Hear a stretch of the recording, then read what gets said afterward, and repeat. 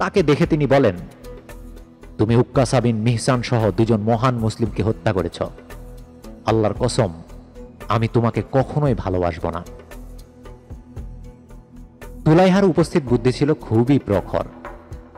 সে উত্তর দেয়, আল্লাহ আমার হাত দিয়েই তাদেরকে বেহেশতে পাঠিয়েছে, কিন্তু তাদের দ্বারা আমি কোনোভাবেই উপকৃত হইনি। আমি আল্লাহর নিকট ক্ষমা প্রার্থনা করছি।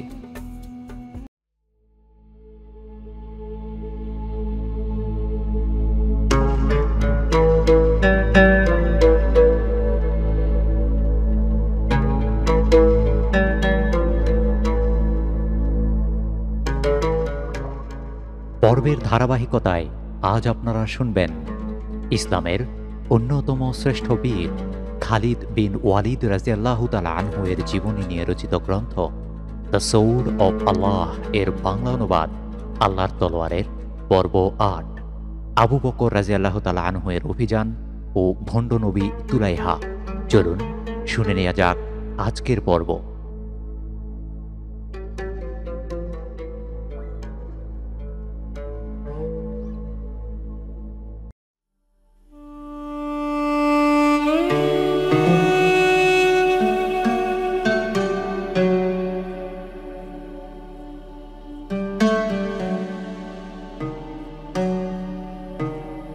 সধর্মত্যাগের প্রবণতা এমন ব্যাপক রূপ লাভ করে যে মক্কা ও মদিনার জনগণ ও তায়েফের সাকিব গোত্র ব্যতীত আরবের অন্য সব গোত্র এর দ্বারা আক্রান্ত হয়।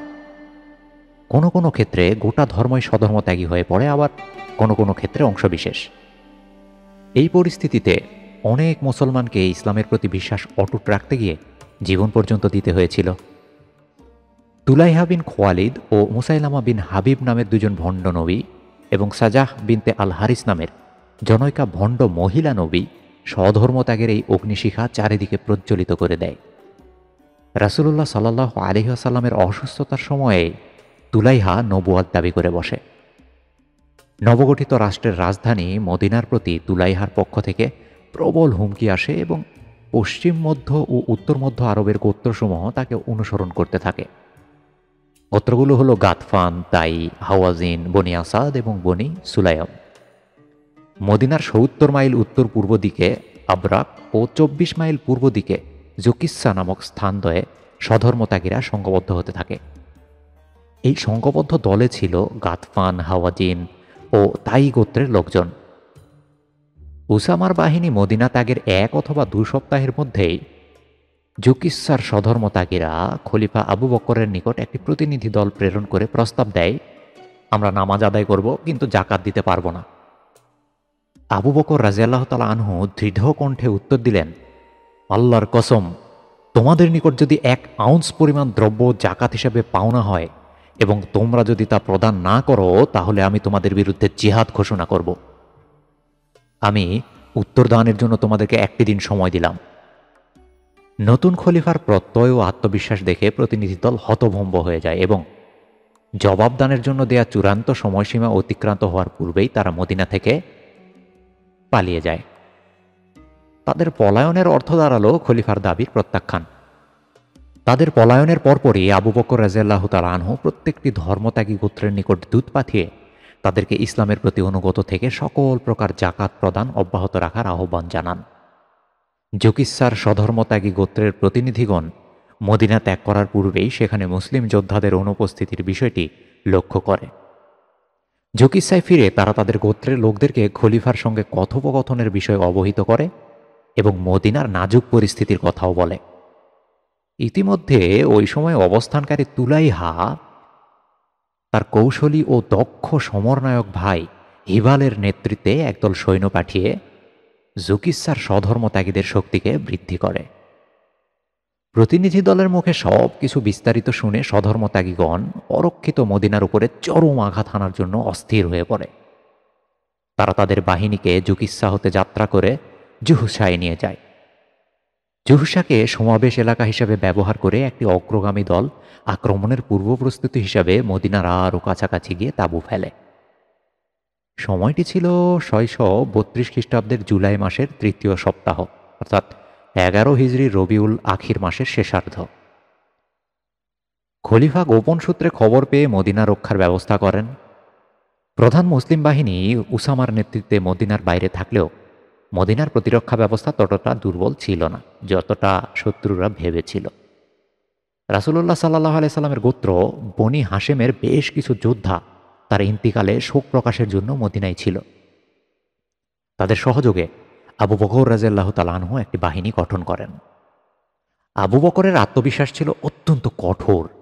তদুপরি আলী, জুবায়ের ইবনুল আওয়াম ও তালহা বিন ওবায়দুল্লাহর মতো সাহসী যোদ্ধাদের উপস্থিতি তার আত্মবিশ্বাসকে আরও শক্তিশালী করে তোলে। তিনি তাদের প্রত্যেকের নেতৃত্বে নবগঠিত বাহিনীর 1/3 করে ন্যস্ত করেন। স্বধর্মত্যাগীরা কিভাবে আক্রমণ রচনা করবে তা নির্ধারণ করতে না পারায় 3 দিন কোনো ঘটনা ছাড়াই অতিবাহিত হয়। আবু বকরের নির্দেশে মুসলিম বাহিনী তীব্র গতিতে মদিনার বাহিরে গিয়ে শত্রুর অগ্রবর্তী বাহিনীর ক্যাম্পে ঝটিকা আক্রমণ করে তাদেরকে পিছু হটিয়ে দেয়। স্বধর্মত্যাগীরা জুহুসাই প্রত্যাহার করে।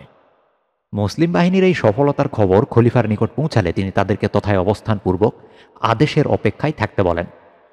পরের দিন আবু বকর রাদিয়াল্লাহু তাআলা আনহু মালবাহী উটের একটি বিরাট বহর নিয়ে মদিনা ত্যাগ করেন। যুদ্ধের উটগুলো পূর্বেই উসামার বাহিনীর সঙ্গে যাওয়ায় খলিফাকে বাধ্য হয়েই মালবাহী উট নিয়ে যুদ্ধযাত্রা করতে হয়েছিল। খলিফার উটের বহর শত্রুর পরিত্যক্ত ক্যাম্পের নিকট পৌঁছালে মুসলিম বাহিনী উটগুলোতে আরোহণ করে জুহুসাই শত্রুর সমাবেশ এলাকার দিকে অগ্রসর হয়। জুহুসার শত্রুবাহিনী তুলাইহার ভাই হিবালের নেতৃত্বে মুসলিম বাহিনীর জন্য অপেক্ষারত ছিল।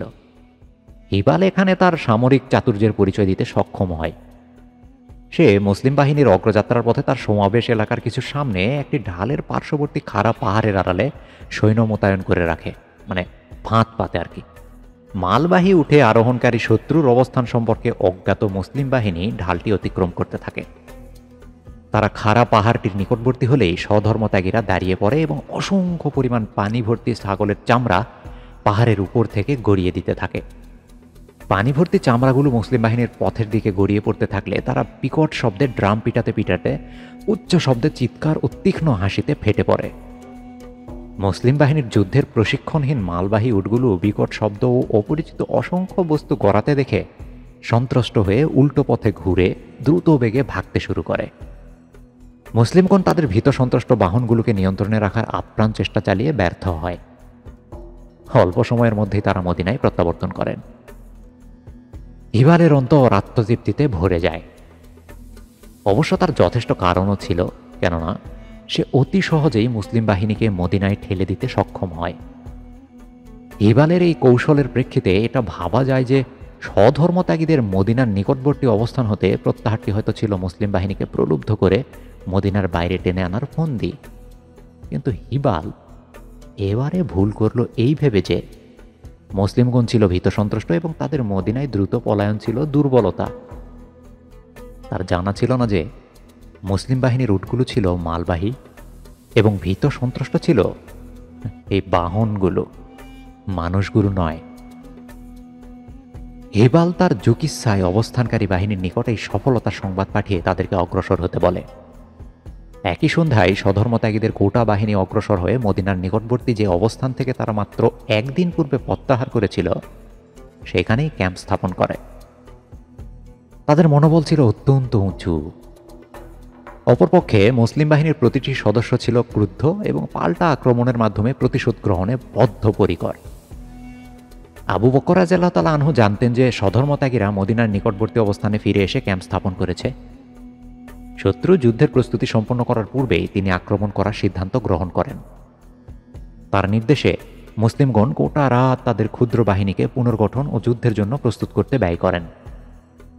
মধ্যরাতের পর আবু বকর রাদিয়াল্লাহু তাআলা আনহু তার বাহিনী নিয়ে মদিনা ত্যাগ করেন এবং শত্রু অবস্থানের নিকটবর্তী হয়ে আক্রমণ রচনার জন্য সৈন্যবিন্যাস করেন। তিনি তার গোটা বাহিনীকে 4 অংশে বিভক্ত করে 2 অংশ দুবাহুতে, 1 অংশ মাঝখানে এবং বাকি অংশকে বাহিনীর পশ্চাৎভাগ রক্ষায় দায়িত্বে মোতায়েন করেন। তিনি মাঝখানে মোতায়েন সেনাদলের কমান্ড নিজের হাতে রাখেন এবং ডানবাহু, বামবাহু ও পশ্চাৎরক্ষী দলের কমান্ড প্রদান করেন যথাক্রমে নোমান, আবদুল্লাহ ও মুআইদের হাতে। এরা 3 জনই মুকারিবনের পুত্র। ভোর হওয়ার পূর্বেই মুসলিম বাহিনী শত্রু ক্যাম্পের দিকে অগ্রসর হয়। এ সময় শত্রু বাহিনী আসন্ন যুদ্ধে সহজ বিজয়ের বিশ্বাস নিয়ে গভীর নিদ্রায় মগ্ন ছিল। এবারে অজ্ঞাতে আক্রান্ত হওয়ার পালা হিবালের। ভোরের আলো ফুটে ওঠার পূর্বেই মুসলিম বাহিনী উন্মুক্ত তরবারি হস্তে রুদ্র মূর্তিতে স্বধর্ম ত্যাগীদের উপরে ঝাঁপিয়ে পড়ে। শত্রুদের অনেকেই নিহত হয় এবং বাকিরা পালিয়ে যাওয়াকেই নিরাপদ মনে করে।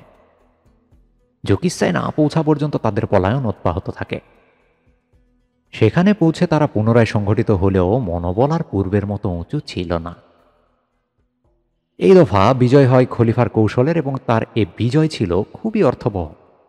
এটি ছিল একটি রক্তক্ষয়ী কৌশলগত অভিযান, যাতে শত্রুকে শুধু কৌশলের সাহায্যে নয় বরং তরবারি ব্যবহার করে পিছু হটতে বাধ্য করা হয়।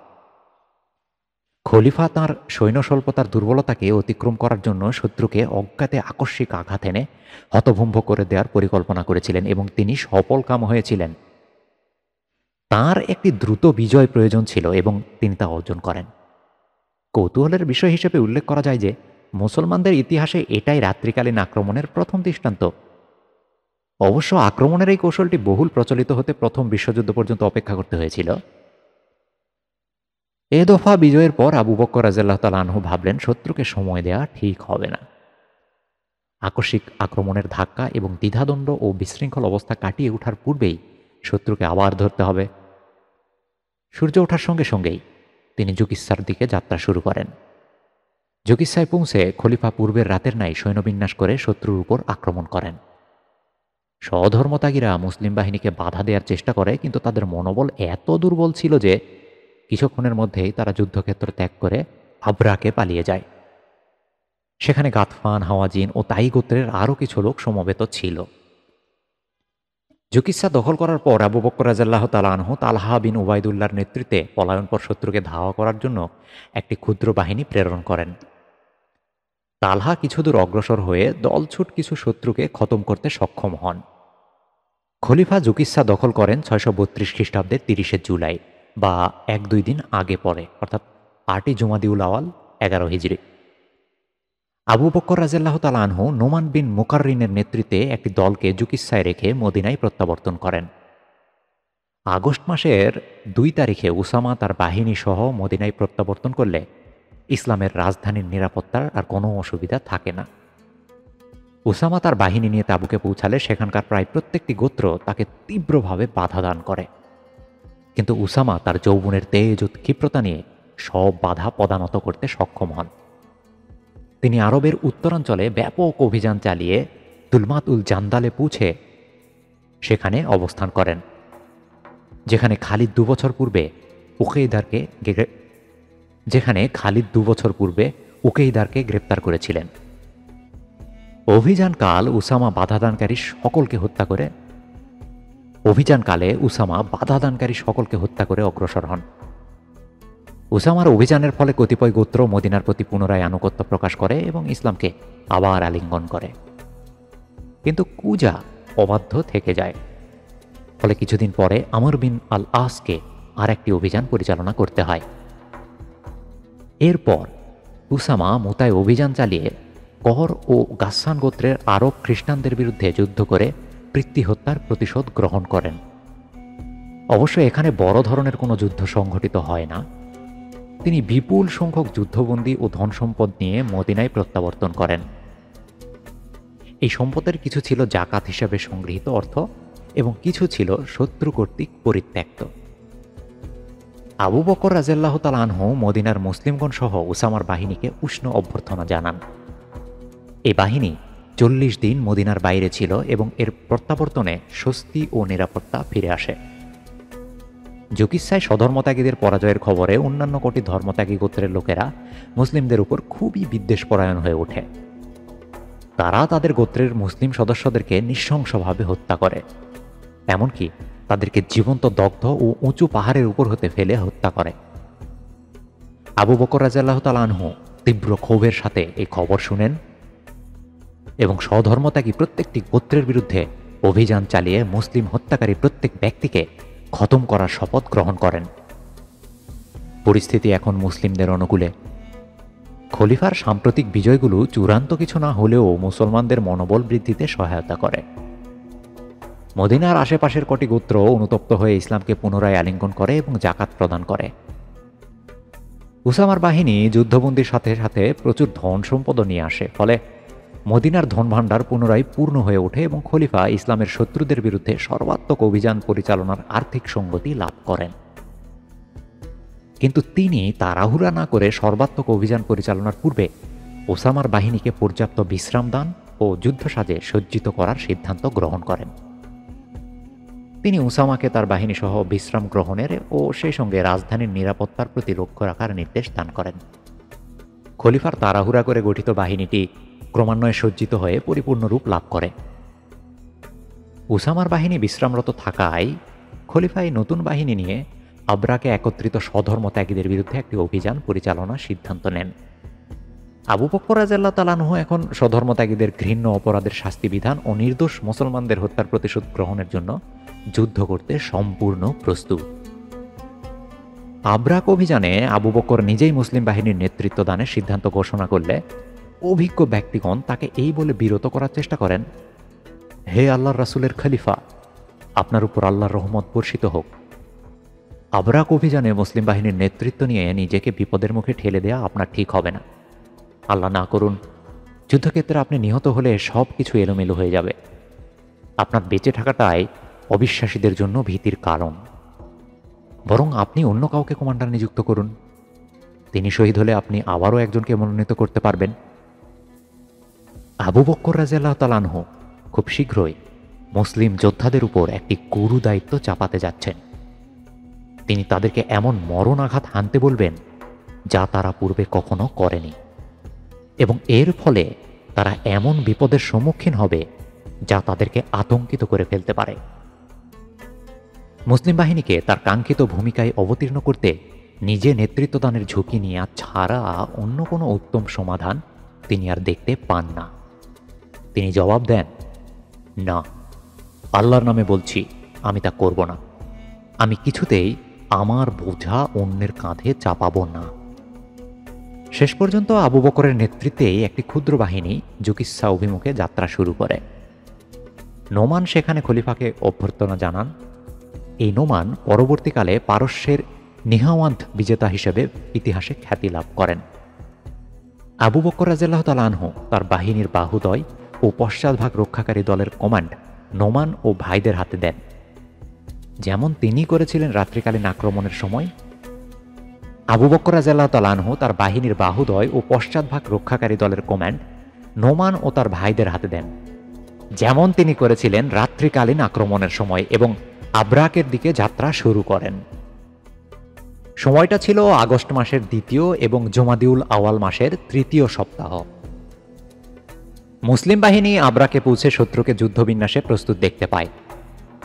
বিলম্ব না করে আবু বকর রাদিয়াল্লাহু তাআলা আনহু তার বাহিনীকে মোতায়েন করেন এবং শত্রুর উপরে ঝাঁপিয়ে পড়েন। স্বধর্মত্যাগীদের মনোবল পক্ষকাল পূর্বে যেমন উঁচু ছিল, এখন তেমন নয়। জুকিসায় পরাজিত ও পলাতক স্বধর্মত্যাগীগণ আবরাকে অবস্থানকারী স্বধর্মত্যাগীদের সঙ্গে যোগদান করেন। ফলে স্বাভাবিক নিয়মে পরাজিতদের ভগ্ন মনোবলের দ্বারা আবরাকের স্বধর্মত্যাগীরাও প্রভাবিত হয়। সংখ্যাগরিষ্ঠতার কারণে স্বধর্মত্যাগীরা কিছু সময়ের জন্য মুসলিম বাহিনীর আক্রমণ প্রতিহত করতে সক্ষম হয়। কিছু পরেই তারা রণে ভঙ্গ দিয়ে পলায়ন করা আবু বকর রাদিয়াল্লাহু তাআলা আনহু আর একটি বিজয়ের গৌরব অর্জন করেন। আবরাক হতে পলাতক এবং আশেপাশের এলাকার অন্যান্য গোত্রের স্বধর্মত্যাগীগণ বুজা খাই গমন করেন।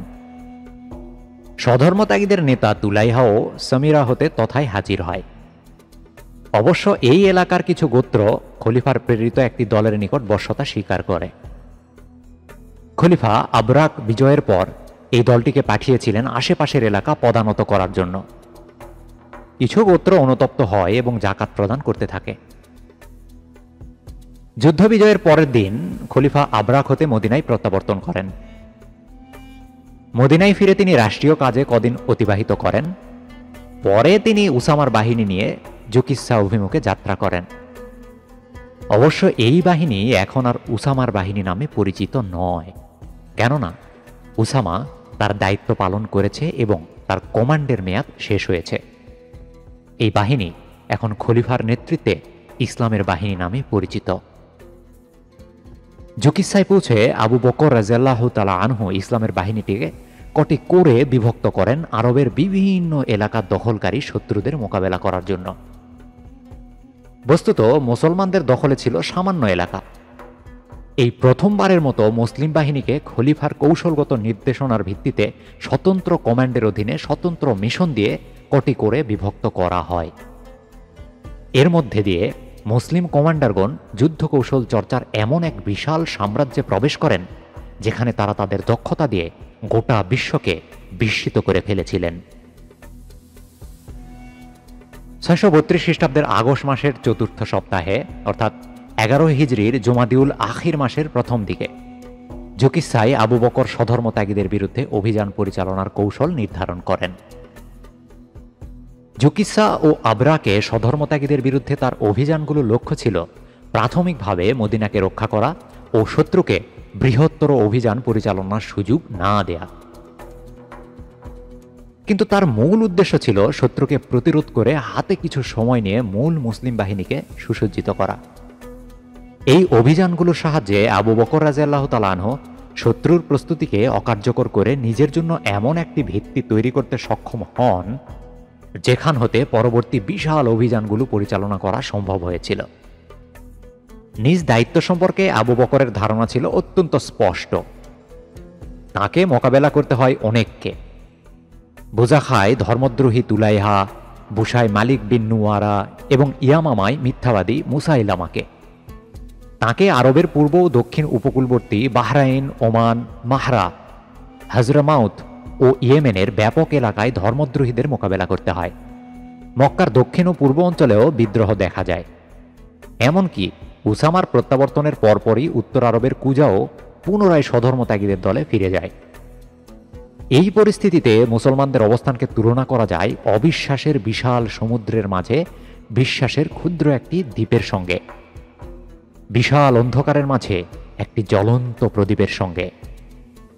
শুধু প্রদীপকে জ্বালিয়ে রাখা নয়, আবু বকরের কাঁধে ছিল চারিদিকে সংগঠিত অপশক্তিকে ধ্বংস করে অন্ধকার বিদূরিত করার দায়িত্ব।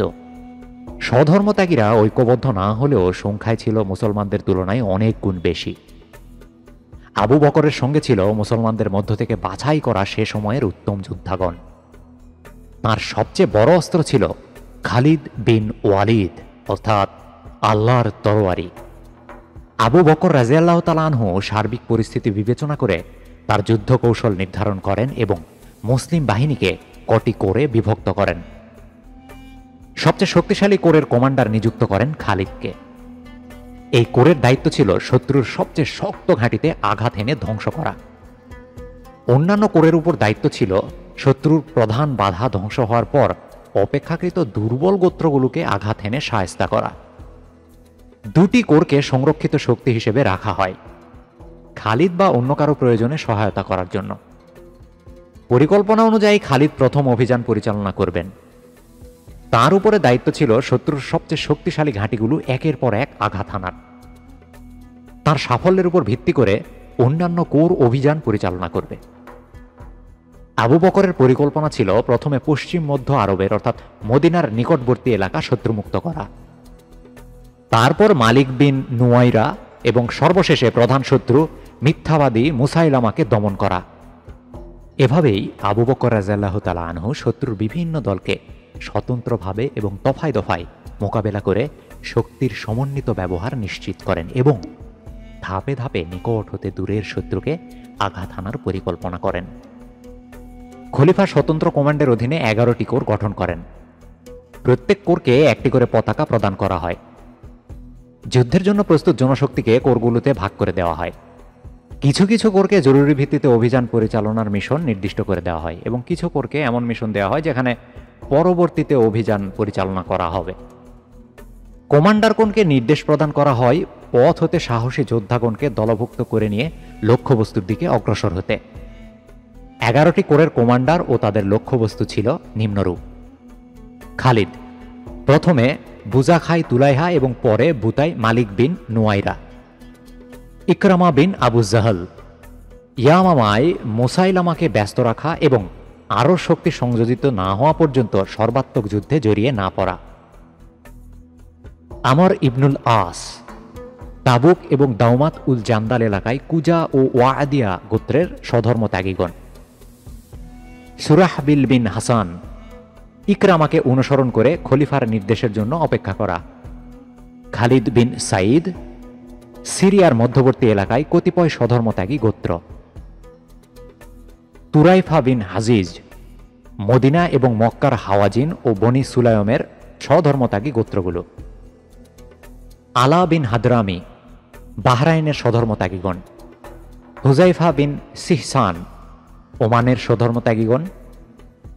আরাফ জাবিন হারসামা মাহরাই স্বধর্মত্যাগীগণ।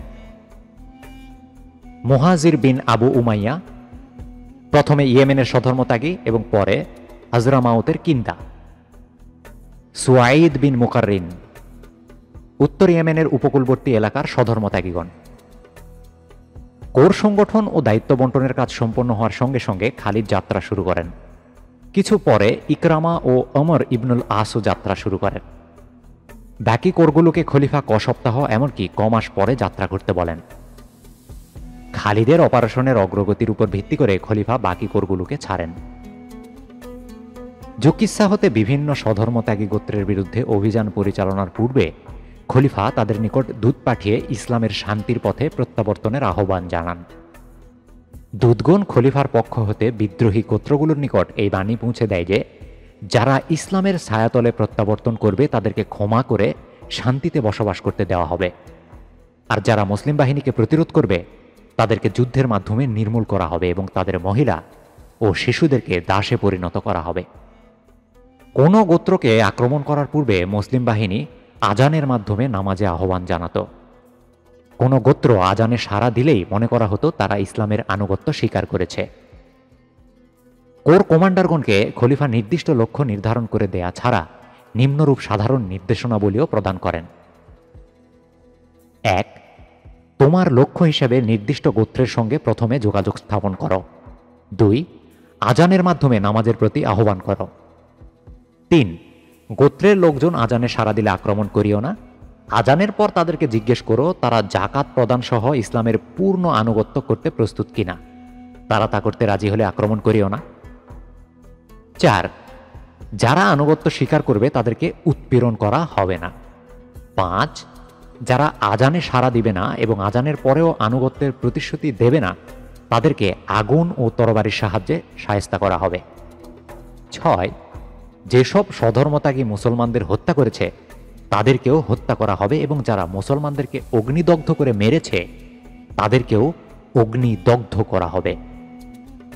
উপরিউক্ত নির্দেশসমূহ প্রদানের পর রাসূলুল্লাহ সাল্লাল্লাহু আলাইহি ওয়াসাল্লাম একসময়ের নম্র, ভদ্র ও সদা বিনয়ী সহযোগী আবু বকর রাদিয়াল্লাহু তাআলা আনহু অত্যন্ত কঠোর হস্তে ইসলামের শত্রুকে দমন করার লক্ষ্যে মুসলিম বাহিনীর অগ্রাভিযানের সূচনা করেন। আসওয়াদের মৃত্যুর পর অবশিষ্ট ভণ্ড নবীদের মধ্যে তুলাইহা বিন ওয়ালাদ-ই প্রথম ব্যক্তি যে মুসলমানদের সঙ্গে সংঘর্ষে অবতীর্ণ হয়। সে ছিল বনি আসাদ গোত্রের প্রধান এবং দীর্ঘদিন ধরে সুযোগ মতো রাসূলুল্লাহ সাল্লাল্লাহু আলাইহি ওয়াসাল্লামের বিরোধিতা করে আসছিল। উহুদ যুদ্ধের ৩ মাস পরে তুলাইহা প্রথম ইসলামের বিরুদ্ধে অস্ত্র ধারণ করে। যুদ্ধে মুসলমানগণ খুব ক্ষতিগ্রস্ত হয়েছে এই ভেবে আর এই সুযোগে মদিনা আক্রমণের উদ্দেশ্যে সে তার গোত্রের লোকদেরকে সমবেত করে। রাসূলুল্লাহ সাল্লাল্লাহু আলাইহি সাল্লাম এই সংবাদ পেয়ে ১৫০ জনের এক অশ্বারোহী দলকে প্রেরণ করেন তাকে শায়েস্তা করার জন্য। তুলাইহা কিছু বুঝে ওঠার পূর্বেই অশ্বারোহী দল দ্বারা আক্রান্ত হন। তার লোকজন বিচ্ছিন্নভাবে পালিয়ে প্রাণ রক্ষা করে। মুসলিমগণ তাদের পশুগুলোকে নিয়ে মদিনায় প্রত্যাবর্তন করে।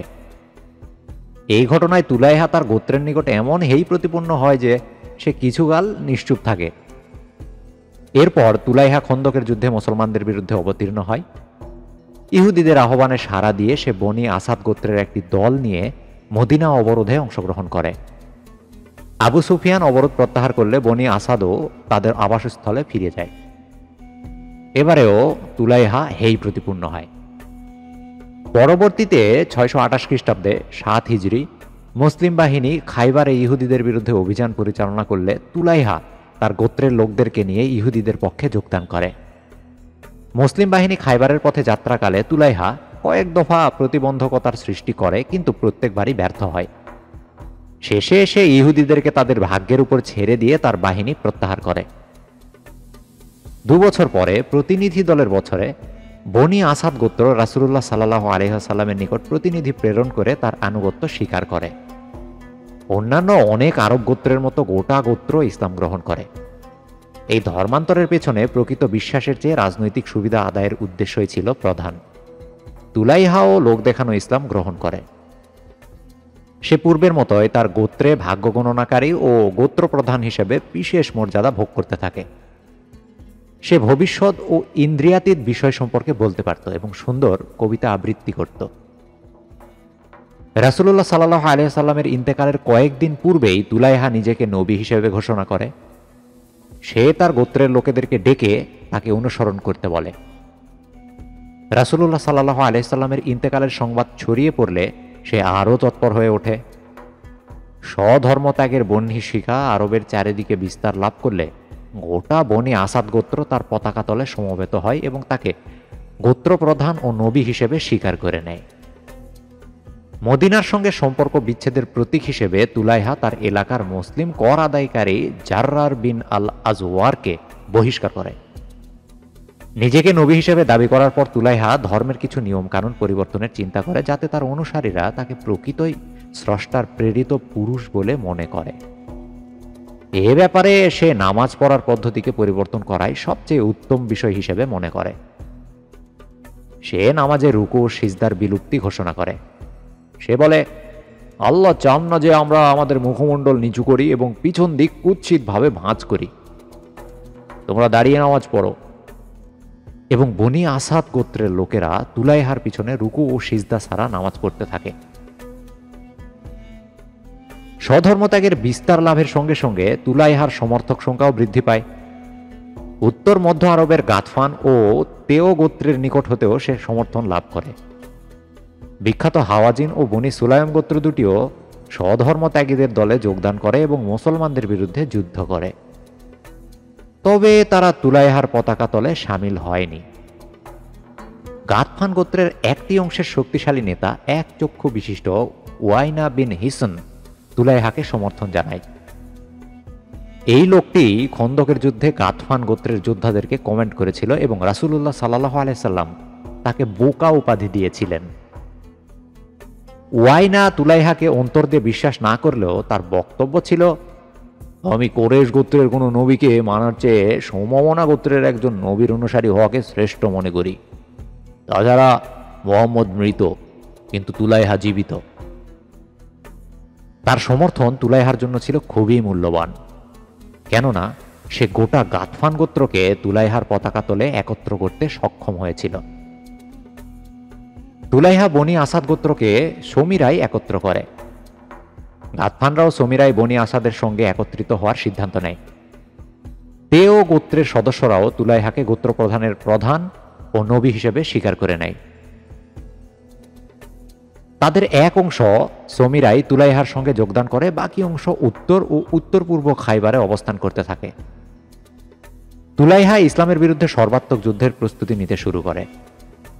আবরাক ও জুকিসাই ধর্মদ্রোহী গোত্রগুলো সমবেত হওয়ার খবর শুনে তুলাইহা তার ভাই হিবালের নেতৃত্বে একটি দল পাঠিয়েছিল তাদের শক্তি বৃদ্ধি করার জন্য। আবরাক ও জুকিসাই মুসলিম বাহিনীর অভিযানের বর্ণনা পূর্বেই দেওয়া হয়েছে। এই অভিযান চলাকালে তুলাইহা তার বাহিনী নিয়ে বুজাখায় উপস্থিত হয়। আবরাক যুদ্ধক্ষেত্র হতে পলাতক স্বধর্মত্যাগীরা বুজাখায় তুলাইহার সঙ্গে যোগদান করে। বুজাখায় তুলাইহার যুদ্ধ প্রস্তুতি খুব দ্রুত চলতে থাকে। সে বহু গোত্রের নিকট দূত প্রেরণ করে তার সঙ্গে যোগদান করার আহ্বান জানায় এবং কিছু কিছু গোত্র তার সঙ্গে যোগদানও করে। ওয়াইনা বনি ফাজারার 700 যোদ্ধা সহ তুলাইহার সঙ্গে যোগদান করে। সর্ববৃহৎ সমাবেশ ঘটায় বনি আসাদ ও গাতফান গোত্রদ্বয়।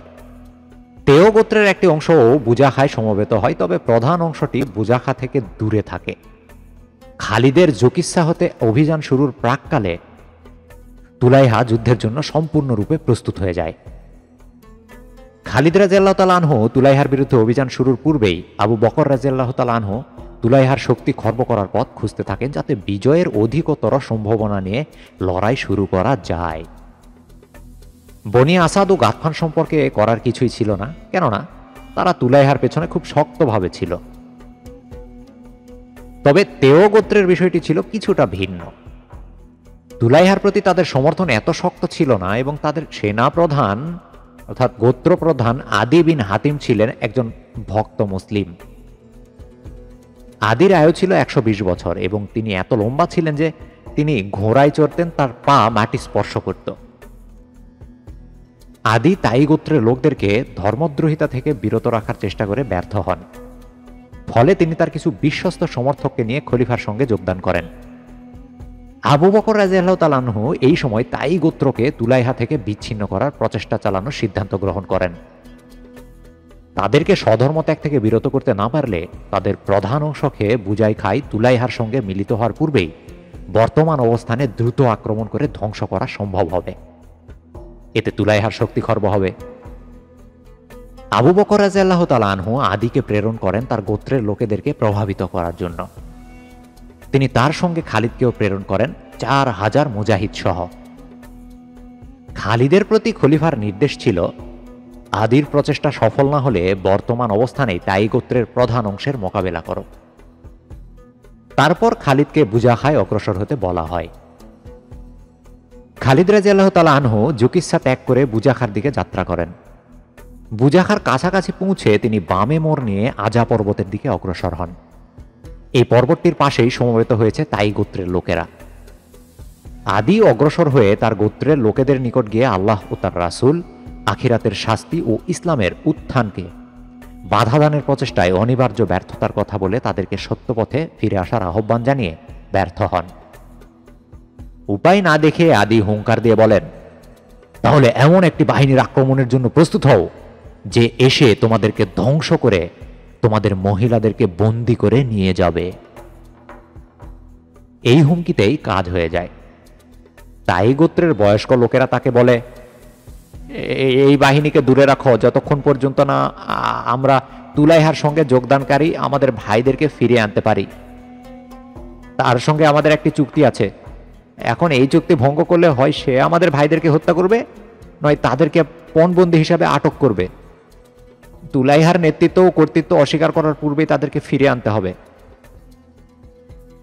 আদি মুসলিম বাহিনীর ক্যাম্পে ফিরে খালিদ রাদিয়াল্লাহু তাআলা আনহুকে সবকিছু অবগত করেন। খালিদ রাদিয়াল্লাহু তাআলা আনহু আলোচনা করে সময় নষ্ট না করার পক্ষে মতদান করেন।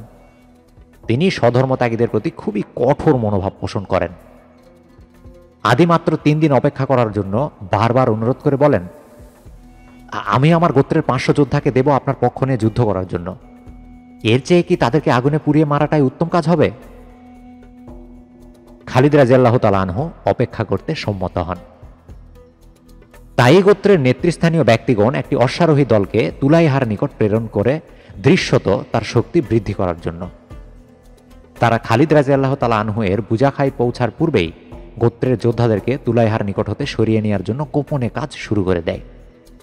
এ কাজে তারা সাফল্য লাভ করে। তাই গোত্রের গুটি কয়েক লোক তুলাইহার সঙ্গে থাকলেও বুজাখার যুদ্ধে অংশগ্রহণ থেকে বিরত থাকে। খালিদ রাদিয়াল্লাহু তাআলা আনহু তাই গোত্রকে আক্রমণ না করার ব্যাপারে সম্মত হলেও পার্শ্ববর্তী এলাকা জাদেলায় বসবাসকারী অন্য একটি স্বধর্মত্যাগী গোত্রকে আক্রমণ করার সিদ্ধান্ত ঘোষণা করেন। এ ঘোষণা শুনে আদি পুনরায় খালিদের নিকট গিয়ে রক্তপাতের পরিবর্তে আলোচনার মাধ্যমে তাদেরকে ইসলামের ছায়াতলে পুনরায় ফিরিয়ে আনার প্রচেষ্টা চালানোর প্রস্তাব রাখেন। খালিদ রাদিয়াল্লাহু তাআলা আনহু রক্তপাতের ব্যাপারে আদৌ উদ্বিগ্ন না হলেও তার শক্তি বৃদ্ধির সম্ভাবনার কথা বিবেচনা করে এই প্রস্তাবে সম্মতি দান করেন। আদির প্রচেষ্টায় জাদেলাবাসীগণ ইসলামের ছায়াতলে ফিরে আসে এবং 1000 যোদ্ধা খালিদের সঙ্গে যোগদান করে। তাই গোত্রের 500 অশ্বারোহী ও জাদেলার 1000 যোদ্ধার শক্তি সমন্বয়ে খালিদ রাদিয়াল্লাহু তাআলা আনহু এখন পূর্বের তুলনায় অনেক বেশি শক্তিশালী। তিনি বুজাখার দিকে অভিযান শুরু করেন এবং পথে আরও যোদ্ধা সংগ্রহ করেন। বুজাখায় পৌঁছানোর একদিনের রাস্তা বাকি থাকতেই শত্রু সম্পর্কে তথ্য সংগ্রহের জন্য খালিদ রাদিয়াল্লাহু তাআলা আনহু সম্মুখে 2 জন স্কাউট প্রেরণ করেন। এদের 2 জনই ছিল আনসার এবং এই 2 জনের একজন ছিল বিখ্যাত সাহাবী উকাসা বিন মিহসান। স্কাউট দয় একই উদ্দেশ্য নিয়ে আগত 2 জন ধর্মদ্রোহীর সাক্ষাৎ লাভ করে। যাদের একজন ছিল তুলাইহার ভাই হিবাল। হিবাল সংঘর্ষে মৃত্যুবরণ করে এবং অন্যজন পালিয়ে গিয়ে এই দুঃসংবাদ তুলাইহার নিকট পৌঁছে দেয়। ভাইয়ের মৃত্যু সংবাদে ভীষণভাবে ক্রুদ্ধ হয়ে তুলাইহা অপর এক ভাই সালমাকে সঙ্গে নিয়ে অগ্রসর হয়। উভয় দলের সাক্ষাৎ হলে তারা দণ্ডযুদ্ধে লিপ্ত হয়। তুলাইহা ও উক্কাসা উভয়ে ছিল দক্ষ তরবারি চালক। সালমার সঙ্গে দণ্ডযুদ্ধে অপর মুসলিম স্কাউট প্রাণত্যাগের পরেও উক্কাসা দীর্ঘ সময় ধরে তুলাইহার সঙ্গে লড়াই করে শেষ পর্যন্ত শাহাদত বরণ করেন। এই মৃতদেহ দুটি মুসলিম বাহিনী এসে উদ্ধার করে কবর না দেওয়া পর্যন্ত সেখানেই পড়ে থাকে। মুসলিম যোদ্ধাগণ তাদের এই দুই প্রিয় সাথীর শাহাদতে গভীর শোক প্রকাশ করেন। খালিদ রাদিয়াল্লাহু তাআলা আনহু বুজাখার সমতল ভূমির দক্ষিণ অংশে পৌঁছে শত্রু শিবিরের অদূরে ক্যাম্প স্থাপন করেন। উভয় পক্ষ এই ক্যাম্প হতে বের হয়ে যুদ্ধে লিপ্ত হয়। যুদ্ধক্ষেত্রটি ছিল বুজাখার সমতল ভূমির খোলা মাঠ এবং পশ্চিম ও উত্তর দিকের ক্ষুদ্র পাহাড়ি এলাকার সমন্বয়ে গঠিত। এই পাহাড়ি এলাকাটি ছিল আজা পর্বতমালার দক্ষিণ পূর্ব অংশের বিস্তৃত অংশ। বুজাখার যুদ্ধ প্রস্তুতি সম্পন্ন। উভয় পক্ষ পরদিন প্রভাতের জন্য অপেক্ষমান। আল্লাহর তরবারি খালিদ রাদিয়াল্লাহু তাআলা আনহু প্রায় ৬,০০০ মুজাহিদ সহ ইসলামের শত্রু তুলাইহার মোকাবেলা করার জন্য প্রস্তুত। তুলাইহার বাহিনীর সঠিক পরিসংখ্যান পাওয়া না গেলেও মনে করা হয় যে তার সৈন্য সংখ্যা ছিল মুসলিম বাহিনীর চেয়ে অনেক বেশি। সময়টি ছিল ৬৩২ খ্রিস্টাব্দের সেপ্টেম্বর মাসের মাঝামাঝি, ১১ হিজরির জুমাদিউল আখির মাসের শেষ দিকে। খালিদের উপস্থিতির পরবর্তী সকালে বুজাখার সমতল ভূমিতে উভয় বাহিনী যুদ্ধের বিন্যাসে মুখোমুখি হয়। খালিদ রাদিয়াল্লাহু তাআলা আনহু স্বয়ং তার বাহিনী কমান্ড করেন এবং বাহিনীর সম্মুখভাগে অবস্থান গ্রহণ করেন। তুলাইহা অবশ্য তার বাহিনী পরিচালনার জন্য ওয়াইনাকে মনোনীত করেন। ওয়াইনা তার গোত্র বনি ফাজারার ৭০০ যোদ্ধা সহ বাহিনীর মধ্যখানে স্থান নেয়। তুলাইহা তার বাহিনীর পিছনে কিছু দূরে তাঁবুতে আসন গ্রহণ করে। তার মাথায় পাগড়ি জড়ানো এবং কাঁধে দুদিক দিয়ে নকশা করা কাপড় ঝুলানো। তুলাইহা এমন ভঙ্গিতে আসন গ্রহণ করে যার মাধ্যমে সে তার বাহিনীকে জানাতে চায় যে সে যুদ্ধ পরিচালনার ব্যাপারে আল্লাহর বার্তাবাহক জিবরিলের নিকট হতে নির্দেশ লাভ করবে। যুদ্ধ শুরুর সঙ্গে সঙ্গে খালিদ রাদিয়াল্লাহু তাআলা আনহু গোটা সম্মুখভাগ জুড়ে আক্রমণ পরিচালনা করেন। কিছু সময়ের জন্য ধর্মদ্রোহীরা শক্ত প্রতিবন্ধকতার সৃষ্টি করে, বিশেষ করে বনি ফাজারার যোদ্ধারা। অল্প সময়ের মধ্যে মুসলিম বাহিনীর আক্রমণের চাপে শত্রু বাহিনীর সম্মুখভাগে ভাঙন ধরে। ওয়াইনা আক্রমণের চাপে আতঙ্কিত হয়ে পড়ে এবং তুলাইহার তাঁবুতে ছুটে গিয়ে জিজ্ঞেস করে, জিবরিল কি কোনো নির্দেশ নিয়ে এসেছে? ধীর শান্ত কণ্ঠে উত্তর আসে, না। ওয়াইনা যুদ্ধে ফিরে যায়। কিছু সময় পরে খালিদ রাদিয়াল্লাহু তাআলা আনহু প্রতিপক্ষের অবস্থানের মধ্যখানে একটি প্রচণ্ড চাপের সৃষ্টি করেন। ফলে যুদ্ধের তীব্রতা আরও বৃদ্ধি পায়। গোটা যুদ্ধক্ষেত্র জুড়ে প্রচণ্ড সংঘর্ষ চলতে থাকে। ওয়াইনা আবার তুলাইহার নিকট ছুটে গিয়ে জিজ্ঞেস করে, জিবরিল কি তোমার নিকট এসেছে? না, আল্লাহর কসম, ভণ্ড তুলাইহা উত্তর দেয়। ওয়াইনা আবার যুদ্ধে ফিরে যায়। বিজয়ের সম্ভাবনায় উদ্দীপ্ত হয়ে মুসলিম বাহিনী আক্রমণের তীব্রতা আরও বাড়িয়ে দেয় এবং আরও কিছু ভূমি নিয়ন্ত্রণে নিতে সক্ষম হয়। স্বধর্মত্যাগীরা তাদের বাহিনীতে একটি পরিপূর্ণ ভাঙন রোধ করার সর্বাত্মক চেষ্টা চালায়। পরিস্থিতি হতাশাব্যঞ্জক দেখে ওয়াইনা তৃতীয়বারের মতো তুলাইহার নিকটে ছুটে যায়। সে অধৈর্য সহকারে জিজ্ঞেস করে, জিবরিল কি তোমার নিকটে এসেছে? তুলাইহা শান্ত কণ্ঠে উত্তরদান করে, হ্যাঁ। সে কি বলল? ওয়াইনার প্রশ্ন। তুলাইহা অত্যন্ত শান্ত কণ্ঠে উত্তর প্রদান করে, জিবরিল বলল, তার মতো তুমিও ঐশীবাণীর বাহক এবং এই দিনটির কথা তুমি কখনো ভুলবে না। ওয়াইনা মুহূর্তের মধ্যে প্রকৃত অবস্থাটি উপলব্ধি করতে সক্ষম হয়। সে ঘৃণায় চিৎকার করে ওঠে, আল্লাহর কসম, আজকের এই দিনটির কথা অবশ্যই তুমি ভুলবে না। সে তার গোত্রের যোদ্ধাদের দিকে ফিরে উচ্চ স্বরে চিৎকার করে বলে, ও হে বনি ফাজারার লোকেরা, এই লোকটি ভণ্ড, তোমরা যুদ্ধ পরিত্যাগ করো। তুলাইহার বাহিনীর কেন্দ্রস্থলে অবস্থান গ্রহণকারী বনি ফাজারার যোদ্ধাগণ দ্রুত যুদ্ধক্ষেত্র ত্যাগ করে। তাদের প্রস্থানের সঙ্গে সঙ্গে ধর্মদ্রোহীদের প্রতিরোধ ব্যবস্থা সম্পূর্ণরূপে ভেঙে যায়। অবিশ্বাসীরা দলে দলে চারিদিক দিয়ে যুদ্ধক্ষেত্র ত্যাগ করতে থাকে। যারা মুসলিম বাহিনীর সামনে বাধা হয়ে দাঁড়ায় তাদেরকে টুকরো করে কেটে ফেলা হয়। পলায়ন পর অসহায় কিছু যোদ্ধা তুলাইহার নিকট গিয়ে জিজ্ঞেস করে, তোমার নির্দেশ কি? তুলাইহা জবাব দেয়, যারা পারো আমাকে অনুসরণ করো এবং নিজেদের পরিবারবর্গকে রক্ষা করো। এই শেষ নির্দেশ দানের পরেই তুলাইহা পূর্ব থেকে প্রস্তুত রাখা একটি তেজি উটের পিঠে তার স্ত্রীকে বসিয়ে দেয়। সে নিজে স্প্রিংয়ের মতো এক লাফে তার ঘোড়ার পিঠে চড়ে বসে। চোখের নিমেষেই এই ভণ্ড লোকটি তার স্ত্রী সহ ধুলার অন্ধকারে হারিয়ে যায়। বুজাখার যুদ্ধ এখানেই সমাপ্ত হয়। খালিদ রাদিয়াল্লাহু তাআলা আনহু জয়লাভ করেন। ইসলামের দ্বিতীয় শক্তিশালী শত্রু পরাজিত হয় এবং তার বাহিনী ছিন্ন ভিন্ন হয়ে যায়।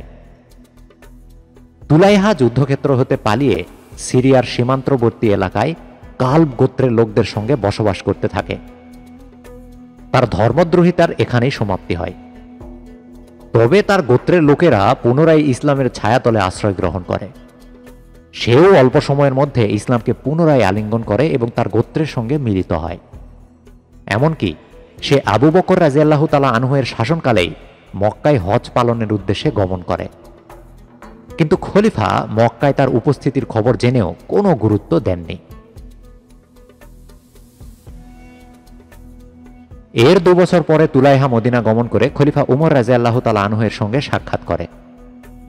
উমর রাদিয়াল্লাহু তাআলা আনহু অবশ্য তুলাইহাকে কখনোই ক্ষমা করেননি। তাকে দেখে তিনি বলেন, তুমি উক্কাসা বিন মিহসান সহ 2 জন মহান মুসলিমকে হত্যা করেছ। আল্লাহর কসম, আমি তোমাকে কখনোই ভালোবাসব না। তুলাইহার উপস্থিত বুদ্ধি ছিল খুবই প্রখর।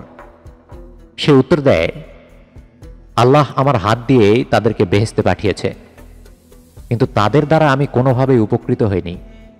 আমি আল্লাহর নিকট ক্ষমা প্রার্থনা করছি। উমর কঠোরভাবে জবাব দেন, তুমি যখন বলছিলে যে আল্লাহ তোমার কোনো ক্ষতি করতে পারবে না, তখন তুমি মিথ্যা কথা বলেছিলে। আমার সে বক্তব্য ছিল অবিশ্বাসের ফসল, যা আল্লাহ ধ্বংস করেছেন। এর জন্য আমাকে এখন দায়ী করা যায় না। ওমর এই ধূর্ত লোকটির সঙ্গে কথাই সুবিধা করতে না পেরে শেষ চেষ্টা হিসেবে বলেন, ওহে ধূর্তের রাজা, তোমার ভান্ডারে আর কি জাদু অবশিষ্ট আছে? প্রবল অভিব্যক্তি বই আর কিছুই নাই। ওমর আর কথা না বাড়িয়ে তুলাইহার নিকট হতে দূরে চলে যান। তুলাইহা তার গোত্রের নিকট ফিরে যায় এবং ইরাকে 3য় অভিযানের পূর্ব পর্যন্ত তাদের সঙ্গেই বসবাস করে। সে ইরাক যুদ্ধে মুসলিম বাহিনীর পক্ষে যুদ্ধ করার আগ্রহ ব্যক্ত করে। সে কাদিসিয়া ও নিহাওয়ানদের বিখ্যাত যুদ্ধে অত্যন্ত স্বাতন্ত্র্য, সাহসিকতা ও দক্ষতার সঙ্গে যুদ্ধ করে শাহাদত বরণ করে। তুলাইহা এভাবেই তার ইসলাম বিরোধিতার মূল্য প্রদান করে।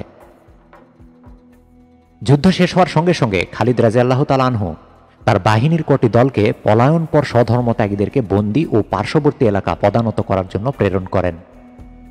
একটি দল বুজাখার 30 মাইল দক্ষিণ পূর্ব দিকে রুম্মানার পাহাড়ি এলাকায় কজন ধর্মদ্রোহীকে ধরে ফেলে, কিন্তু তারা কোনরূপ প্রতিরোধ সৃষ্টি না করে পুনরায় ইসলাম গ্রহণ করে। খালিদ রাদিয়াল্লাহু তাআলা আনহু স্বয়ং ওয়াইনার পেছনে ধাওয়া করেন। ওয়াইনা যুদ্ধক্ষেত্র ত্যাগ করে বনি আসাদের কতিপয় সদস্য সহ তার গোত্রের লোকেদেরকে নিয়ে দক্ষিণ পূর্ব দিকে পলায়ন করেছিল। সে মাত্র 60 মাইল দূরে বামারায় পৌঁছালে খালিদ রাদিয়াল্লাহু তাআলা আনহু তাকে পেছন হতে ধরে ফেলেন।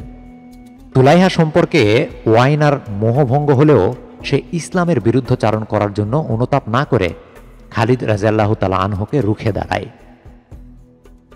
এই জায়গায় একটি ক্ষণস্থায়ী সংঘর্ষ হয়।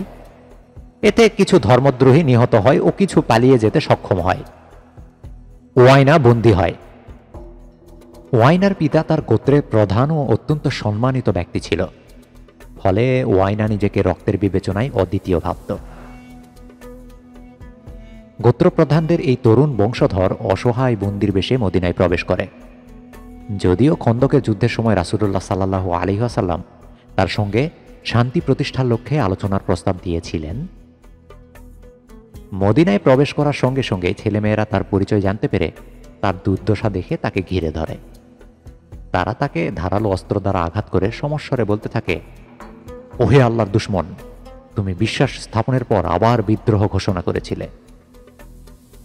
ওয়াইনা প্রতিবাদ জানায় এই বলে যে, আল্লাহর কসম, আমি কখনোই বিশ্বাসী ছিলাম না। তার অর্থ এই যে সে কখনোই মুসলমান ছিল না। এটা ছিল তার মিথ্যা দাবি, তাই তাকে ধর্মত্যাগের জন্য অভিযুক্ত করা যায় না। ওয়াইনা আবু বকর রাদিয়াল্লাহু তাআলা আনহু এর নিকট ক্ষমা প্রার্থনা করে। খলিফা তাকে ক্ষমা করেন। সে পুনরায় ইসলাম গ্রহণ করে এবং তার গোত্রের লোকদের সঙ্গে দীর্ঘদিন বসবাস করে। খলিফা উসমান রাদিয়াল্লাহু তাআলা আনহু এর শাসনকালে বৃদ্ধ ওয়াইনা মদিনায় উপস্থিত হয়ে খলিফার সঙ্গে সাক্ষাৎ করে।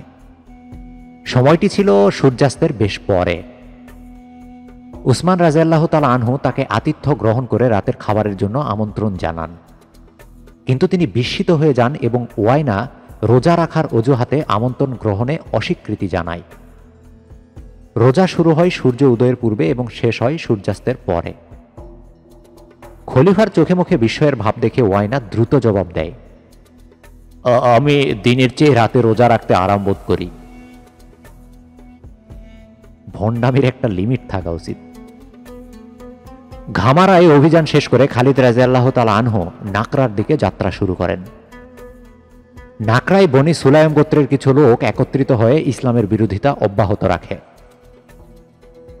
এই দলটির নেতৃত্বে ছিল আমর বিন আব্দুল উজ্জা নামের একজন হঠকারী গোত্রপ্রধান, যে আবু সাজরা নামে সাধারণভাবে পরিচিত। তুলাইহার পরাজয় হতেই ব্যক্তিটি শিক্ষা গ্রহণ না করে বরং তার অনুসারীদেরকে ইসলামের বিরোধিতায় সুদৃঢ় রাখার জন্য নিম্নের চরণকটি রচনা করে আবৃত্তি করতে থাকে। আমার বর্ষা ধ্বংসের খেলা খেলবে খালিদের বাহিনীর সঙ্গে, এবং আমার বিশ্বাস তারপর বর্ষাটি অবশ্যই ওমরকেও ধ্বংস করবে। নাকারায় পৌঁছেই খালিদ রাদিয়াল্লাহু তাআলা আনহু বনি সুলাইমের উপর একটি দুর্ধর্ষ আক্রমণ পরিচালনা করেন। আসলে বনি সুলাইমের যোদ্ধাদেরকে ঘিরে খালিদের মনে অনেক সুখময় স্মৃতি ছিল। তারা তার অধীনে মক্কা বিজয়, হুনাইনের যুদ্ধ ও তায়েফ অভিযানে অংশগ্রহণ করেছিল। শুধু হুনাইন গিরিপথে আকস্মিকভাবে শত্রুর ফাঁদে পড়ে পলায়ন করা ছাড়া। অবশ্য এক্ষেত্রে যে কোনো সৈন্যদলই তাই করত। বাকি সব ক্ষেত্রেই তারা যথেষ্ট সাহসিকতা দেখিয়েছিল। কিন্তু এখন তারাই ধর্মত্যাগীদের দলে ভিড়েছে, কাজেই তাদেরকে ক্ষমা করা যায় না। প্রাক্তন কমান্ডারের বিরুদ্ধে অবতীর্ণ হয়ে বনি সুলাইমের যোদ্ধাগণ কিছু সময়ের জন্য ভয়ঙ্কর প্রতিরোধের সৃষ্টি করে এবং কিছু মুসলিম যোদ্ধাকে হত্যা করতে সক্ষম হয়। কিন্তু তারা অল্প সময়ের মধ্যে বুঝতে পারে যে খালিদের শক্ত আঘাত প্রতিহত করা ও তার বাহিনীতে ভাঙন ধরানো খুবই শক্ত কাজ। তাদের অধিকাংশই যুদ্ধে প্রাণ ত্যাগ করা এবং বাকিরা পলায়নের মধ্যেই নিরাপত্তা খুঁজে পায়। তাদের কমান্ডার সৈনিক কবি আবু সাজরা খালিদের হাতে বন্দী হন। তাকে মদিনায় নেওয়া হলে সে আবু বকর রাদিয়াল্লাহু তাআলা আনহু এর নিকট ক্ষমা প্রার্থনা করে। সে ক্ষমা প্রার্থনা হয়ে পুনরায় ইসলামকে আলিঙ্গন করে। শেষ জীবনে সাজরা দারিদ্র্যে আক্রান্ত হন। একদিন সে কিছু সাহায্যের আশায় মদিনা গমন করে। উটটিকে শহরের উপকণ্ঠে বেঁধে রেখে সে মদিনায় প্রবেশ করে। শহরে ঢুকে সে দেখতে পায় ওমর রাদিয়াল্লাহু তাআলা আনহু দরিদ্রদের মাঝে সাহায্য বিতরণ করছেন। ভিড়ের মধ্যে প্রবেশ করে সাজরা উমরের দৃষ্টি আকর্ষণের জন্য বলে, আমিও সাহায্য প্রার্থী। উমর রাদিয়াল্লাহু তাআলা আনহু তাকে চিনতে ব্যর্থ হন, কেননা তার চেহারার অনেক পরিবর্তন হয়েছে। উমর রাদিয়াল্লাহু তাআলা আনহু জিজ্ঞেস করেন, তুমি কে? আমি আবু সাজরা। মুহূর্তের মধ্যে উমরের স্মৃতিতে অতীতের সমস্ত স্মৃতি ভেসে ওঠে। তিনি গর্জন করে ওঠেন, ওহে আল্লাহর শত্রু, তুমি কি সেই ব্যক্তি নও যে এই কবিতাটি আবৃত্তি করেছিলে? আমার বর্ষা ধ্বংসের খেলা খেলবে খালিদের বাহিনীর সঙ্গে, এবং আমার বিশ্বাস তারপর বর্ষাটি অবশ্যই উমরকে ধ্বংস করবে। উমর উত্তরের জন্য অপেক্ষা না করে তার চাবুক তুলে আবু সাজরার প্রতি আঘাত করেন। হযরত উমর এই চাবুক ছাড়া তিনি ঘর হতে বের হতেন না। আবু সাজরা হাত তুলে আঘাতটি প্রতিহত করে উত্তর দেয়, ইসলামে আত্মসমর্পণের মধ্য দিয়ে আমার সব অপরাধ মুছে যাবার কথা। এর মধ্যেই দ্বিতীয় আঘাতটি পড়ে। আবু সাজরা উপলব্ধি করতে পারে যে কোনো যুক্তি দিয়ে উমরের চাবুককে প্রতিহত করা যাবে না। সে পিছন ফিরে যত দ্রুত সম্ভব দৌড়াতে শুরু করে। ওমর রাদিয়াল্লাহু তাআলা আনহু উত্থিত চাবুক নিয়ে তার পিছনে ধাওয়া করেন, কিন্তু তিনি ধরতে পারার পূর্বেই আবু সাজরা উঠের কাছে গিয়ে এক লাফে পিঠে চড়ে পালিয়ে যেতে সক্ষম হয়। আবু সাজরা আর কখনো মদিনায় আসেননি। বুখারার যুদ্ধ চলাকালে কটি গোত্র নিরাপদ দূরত্বে দাঁড়িয়ে যুদ্ধের ফলাফল অবলোকন করছিল। এই গোত্রগুলো ছিল বনি আমির ও হাওয়াজিন ও বনি সুলায়মের কিছু অংশ। তারা তুলাইহার প্রতি দুর্বল থাকা সত্ত্বেও বুদ্ধিমত্তার সঙ্গে যুদ্ধের ফলাফলের জন্য অপেক্ষা করে। যুদ্ধের ফলাফল শীঘ্রই নির্ধারিত হলেও বোঝাখায় সহসা শান্তি ফিরে আসে না। উক্ত গোত্রসমূহের লোকেরা খালিদ রাদিয়াল্লাহু তাআলা আনহুর নিকট গিয়ে আত্মসমর্পণ করে বলে, আমরা পুনরায় ইসলামের পতাকা তলে সমবেত হচ্ছি। আমরা আল্লাহ ও তার রাসূলের প্রতি বিশ্বাস স্থাপন করছি এবং আমরা আমাদের জীবন ও সম্পদ দিয়ে তার নির্দেশ পালন করব। চারদিক হতে অনুতপ্ত আরব গোত্রসমূহের লোকেরা এসে বুজাখায় সমবেত হতে থাকে। তাদের সকলের মুখে একই কথা, আমরা আত্মসমর্পণ করলাম। কিন্তু খালিদের প্রতি খলিফার নির্দেশ ছিল প্রতিটি মুসলিম হত্যাকারীকে হত্যা করার। খালিদ রাদিয়াল্লাহু তাআলা আনহু তাদেরকে জানিয়ে দিলেন যে তাদের গোত্রের সকল হত্যাকারীকে হস্তান্তর না করা পর্যন্ত তাদের এই আনুগত্য গ্রহণ করা হবে না। গোত্রসমূহ এই শর্তে রাজি হয়। সমস্ত হত্যাকারীকে সারিবদ্ধভাবে দাঁড় করানো হয়। খালিদ রাদিয়াল্লাহু তাআলা আনহু খুব দ্রুত সিদ্ধান্ত দান করেন। প্রত্যেকটি হত্যাকারীকে সেভাবেই হত্যা করার নির্দেশ প্রদান করা হয় যেভাবে তারা মুসলমানদেরকে হত্যা করেছিল। কিছু মস্তক ছিন্ন করে, কিছু জ্বলন্ত আগুনে পুড়িয়ে, কিছু পাথর ছুঁড়ে ও তীর নিক্ষেপ করে এবং কিছু লোককে উঁচু পাহাড়ের উপর হতে নিক্ষেপ করে হত্যা করা হয়। কিছু লোককে কূপেও ফেলে দেওয়া হয়, প্রাণের বদলে প্রাণ। দায়িত্ব শেষ করে খালিদ রাদিয়াল্লাহু তাআলা আনহু সব কিছুর বিস্তারিত বর্ণনা দিয়ে খলিফার নিকট পত্র লিখেন। খলিফাও তাকে তাঁর দায়িত্ব পালনের জন্য ধন্যবাদ ও অভিনন্দন জানিয়ে এবং সব কাজের অনুমোদন দান করে উত্তর প্রদান করেন। নাকরার অভিযান শেষ করে খালিদ রাদিয়াল্লাহু তাআলা আনহু বুজাখায় 3 সপ্তাহ অবস্থান করেন। এই সময়ে তিনি অনুতপ্ত ও প্রত্যাবর্তনকারীদেরকে স্বাগত জানান এবং হত্যাকারীদের শাস্তি বিধান করেন। তারপর তিনি জাফর অভিমুখে যাত্রা শুরু করেন। সেখানে একজন মহিলা শাস্তির অপেক্ষায় ছিল। সালমা উরফে উম্মে জিমল ছিল ওয়াইনার চাচাতো বোন। তার পিতা মালিক বিন হুজাইফাও ছিল গাতফান গোত্রের একজন বড় নেতা।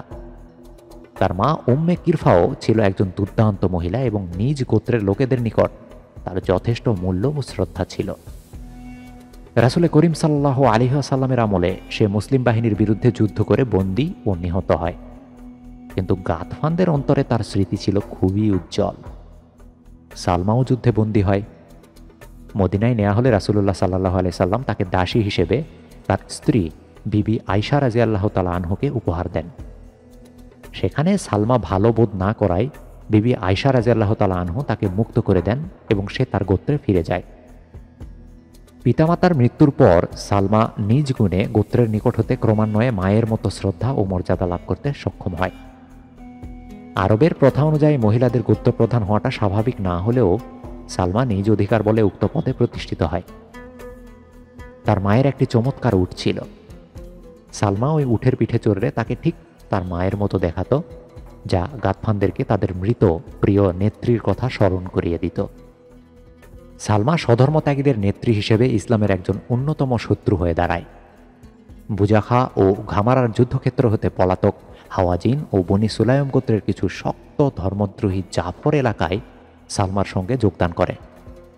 পরাজয় বরণ ও ওয়াইনাকে পরিত্যাগ করার জন্য সালমা তাদেরকে কঠোর ভাষায় তিরস্কার করে। তারা সালমার তিরস্কারকে নিঃশব্দে গ্রহণ করে। সালমা অত্যন্ত দৃঢ় হস্তে তার বাহিনীকে সুসংগঠিত করে। অল্প কিছুদিনের মধ্যেই সে ইসলামের জন্য কঠোর হুমকির কারণ হয়ে দাঁড়ায়। সে জানত যে খালিদ রাদিয়াল্লাহু তাআলা আনহু এখন বুজাখার ঝামেলা থেকে মুক্ত এবং যে কোনো সময় তার মোকাবেলার জন্য অগ্রসর হবে। সে আল্লাহর তরবারির সঙ্গে শক্তি পরীক্ষার জন্য ব্যগ্রভাবে অপেক্ষা করতে থাকে। খালিদ রাদিয়াল্লাহু তাআলা আনহু বুজাখা ত্যাগ করে জাফরে পৌঁছার সঙ্গে সঙ্গেই দুই বাহিনী মুখোমুখি হয়। যথারীতি খালিদ রাদিয়াল্লাহু তাআলা আনহু প্রথমে উদ্যোগী হয়ে আক্রমণ করেন। খালিদ রাদিয়াল্লাহু তাআলা আনহু বুঝতে পারেন যে শত্রুর প্রতিবন্ধকতা বেশ শক্ত। কিছু সময়ের মধ্যে তিনি প্রতিপক্ষের বাহুদয়ে কিছুটা ভাঙন ধরাতে সক্ষম হলেও কেন্দ্রের অবস্থাকে খুবই মজবুত বলে মনে হয়। তিনি উপলব্ধি করেন যে শত্রু বাহিনীর কেন্দ্রস্থলে সালমার অবস্থানের কারণেই এই শক্ত প্রতিবন্ধকতা। সালমা তার মায়ের উটের পিঠে স্থাপিত শিবিকায় বসে প্রচুর সংখ্যক সাহসী যোদ্ধা পরিবেষ্টিত হয়ে তার বাহিনী কমান্ড করছিল। তার নিরাপত্তায় নিয়োজিত যোদ্ধারা ছিল যে কোনো মূল্যেই তাদের প্রিয় নেত্রী ও তার উটকে রক্ষা করতে দৃঢ় প্রতিজ্ঞ। কাজেই সালমার উপস্থিতি যুদ্ধকে প্রলম্বিত ও অহেতুক রক্তপাতে সহায়তা করবে। খালিদ রাদিয়াল্লাহু তাআলা আনহু তাকে দূর করার সিদ্ধান্ত গ্রহণ করেন। তিনি একদল মুজাহিদকে সাথে নিয়ে সালমার দিকে অগ্রসর হন। কিছু সময়ের তীব্র তরবারি যুদ্ধের পরে তিনি উটটির কাছাকাছি পৌঁছাতে সক্ষম হন। পরপর কয়েকটি আঘাতে উটটি মাটিতে পড়ে গেলে সঙ্গে সঙ্গে শিবিকাটিও পড়ে যায়। অল্প সময়ের মধ্যে সালমা নিহত হয় এবং তার মৃতদেহের আশেপাশে তার নিরাপত্তায় নিয়োজিত আরও শতাধিক যোদ্ধার দেহ নিথর হয়ে পড়ে থাকে। সালমার মৃত্যুর সঙ্গে সঙ্গে প্রতিপক্ষের সমস্ত প্রতিবন্ধকতা ভেঙে যায় এবং ধর্মদ্রোহীরা বিচ্ছিন্নভাবে চারিদিকে ছুটে পালাতে থাকে। তুলাইহার পর সালমাই খালিদকে শক্ত প্রতিবন্ধকতার মুখোমুখি করেছিল। সাধারণভাবে বিশ্বাস করা যায় যে হেইল শহরের 40 মাইল দক্ষিণ পূর্ব দিকে অবস্থিত সালমা পাহাড়ি এলাকাটির নামকরণ করা হয়েছিল এই সাহসী মহিলা সালমা ওরফে উম্মে জিমলের নামেই। সালমার কৃতিত্ব এজন্য স্মরণীয় যে সে মহিলা হয়েও সে সময়ের সবচেয়ে বিখ্যাত ও সাহসী সেনাপতি খালিদের বিরুদ্ধে যুদ্ধ করেছিল এবং যুদ্ধ করতে করতে প্রাণ বিসর্জন দিয়েছিল। জাফরের যুদ্ধ সংঘটিত হয়েছিল 632 খ্রিস্টাব্দের অক্টোবর মাসের শেষ দিকে, অর্থাৎ 11 হিজরির রজব মাসের শেষ দিকে। খালিদ রাদিয়াল্লাহু তাআলা আনহু তার যোদ্ধাদেরকে কয়েকদিন বিশ্রাম নিতে বলেন। তারপর তিনি মালিক বিন নুয়াইরার বিরুদ্ধে অভিযান পরিচালনার জন্য বুল্লা অভিমুখে যাত্রার নির্দেশ প্রদান করেন। সালমার মৃত্যুর সঙ্গে স্বধর্মত্যাগীদের বিরুদ্ধে অভিযানের প্রথম পর্যায় সমাপ্ত হয়। তুলাইহার নেতৃত্বে উত্তর মধ্য আরবের যে প্রধান গোত্রসমূহ ইসলামের বিরুদ্ধে বিদ্রোহ ঘোষণা করেছিল তারা ইতিমধ্যে হয় পরাজিত নতুবা আনুগত্য স্বীকার করেছে এবং তাদের নেতারা হয় নিহত অথবা বন্দী অথবা হয় বিতাড়িত। এই অঞ্চলের কোনো গোত্রপ্রধান আর ইসলামের বিরুদ্ধে মাথা তুলতে সক্ষম হয়নি। কিন্তু একজন লোক মুসলমানদের জন্য কিছুটা দুশ্চিন্তার কারণ হয়ে থাকে। তার নাম আয়াস বিন আব্দ ইয়ালিল। যদিও সে সাধারণভাবে আল ফাজা নামে পরিচিত, তাকে গোত্রপ্রধান না বলে দস্যু সর্দার বলাই ভালো। খালিদ বুজাখায় তার বিজয় সংহত করার প্রাক্কালে আল ফাজা আবু বকরের নিকট উপস্থিত হয়ে বলে, আমি একজন মুসলমান, আমাকে অস্ত্র দিয়ে সজ্জিত করুন, আমি কাফেরদের বিরুদ্ধে যুদ্ধ করতে চাই। এ কথা শুনে আবু বকর রাদিয়াল্লাহু তাআলা আনহু আনন্দ চিত্তে তাকে অস্ত্র দিয়ে সজ্জিত করে দেন। সে মদিনা ত্যাগ করে দস্যুদের একটি দল গঠন করে নিরীহ পথচারীদেরকেও লুটপাট করে হত্যা করতে থাকে। আল ফাজা মক্কা ও মদিনার পূর্ব দিকে তার তৎপরতা চালাতে থাকে এবং মুসলিম ও অবিশ্বাসী সকলেই আক্রান্ত হতে থাকে। আবু বকর রাদিয়াল্লাহু তাআলা আনহু এই খবর শুনে আল ফাজাকে দৃষ্টান্তমূলক শাস্তি দানের সিদ্ধান্ত গ্রহণ করেন। তিনি তাকে জীবিত ধরে আনার জন্য একটি দল প্রেরণ করেন। কয়েকদিন পরেই দস্যুটিকে বন্দী অবস্থায় মদিনায় আনা হয়। আবু বকর রাদিয়াল্লাহু তাআলা আনহু মসজিদের সামনে একটি বিশাল অগ্নিকুণ্ড প্রস্তুত করার নির্দেশ দান করেন। আগুনের শিখা দাউ দাউ করে আকাশের দিকে উঠতে থাকলে আল ফাজাকে শিকল লাগানো অবস্থায় আগুনে নিক্ষেপ করা হয়। আবু বকর রাদিয়াল্লাহু তাআলা আনহু মুমূর্ষু অবস্থায় কয়েকটি বিষয়ে দুঃখ করেছিলেন। তিনি দুঃখ করে বলেছিলেন যে 3টি কাজ তিনি করেছেন যা করা উচিত হয়নি এবং 3টি কাজ তার করা উচিত ছিল যা তিনি করতে পারেননি। তিনি আল ফাজাআর সম্পর্কে বলেছিলেন, আমি মনে করি আল ফাজাআকে আগুনে জীবন্ত দগ্ধ করা ঠিক হয়নি, বরং তাকে এমনিতেই হত্যা করা যেত।